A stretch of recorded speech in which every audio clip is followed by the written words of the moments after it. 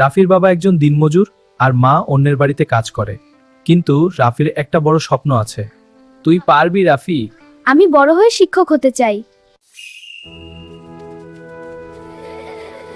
এই রাফি, তোর ব্যাগটা তো জাদুঘরে রাখা উচিত। একদিন আমিও কিছু হব। ওয়াও, কি সুন্দর দিন। হ্যাঁ রাফি, চল খেলতে যাই। রাফি, হয়তো তোকে কিছুদিন স্কুল বন্ধ রাখতে হবে। মা।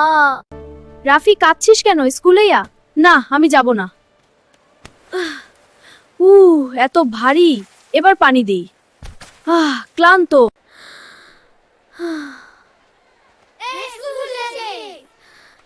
হ্যাঁ, দেরি হয়ে যাবে।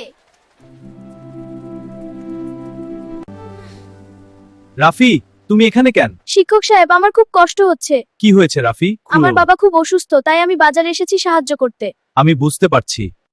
তুমি কি সত্যিই শিক্ষক হতে চাও? হ্যাঁ স্যার, খুব চাই। তাহলে কোনো কষ্টই তোমাকে থামাতে পারবে না। রাফি, তোমার জন্য আমি কিছু ব্যবস্থা করেছি। ফ্রি বই, স্কুল ফি মাফ, আর কিছু টিউশন। সত্যি? খুব ভালো। এবার মন দিয়ে পড়াশোনা করো। হ্যাঁ স্যার, আমি অনেক মনোযোগ দিয়ে পড়ব। দিন যায়, মাস যায়, বছর যায়। রাফি রাত জেগে পড়ে, কাজও করে, অনেক কষ্ট সহ্য করে। আমি কি কোনোদিন প্রথম হতে পারবো? একদিন পরীক্ষার ফল বের হয়। এরকম অনুভূতি আগে কখনো হয়নি। রাফি, তুই সত্যিই শিক্ষক হয়েছিস। আমার গ্রামে শিক্ষকতা শুরু করব।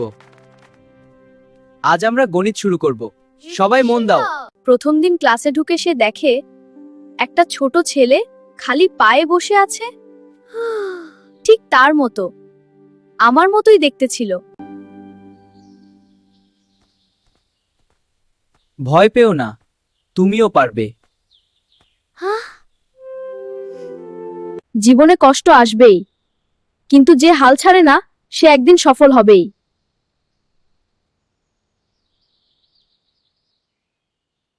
স্বপ্ন ছোট বড় না, স্বপ্ন সত্যি করার সাহসটাই বড়।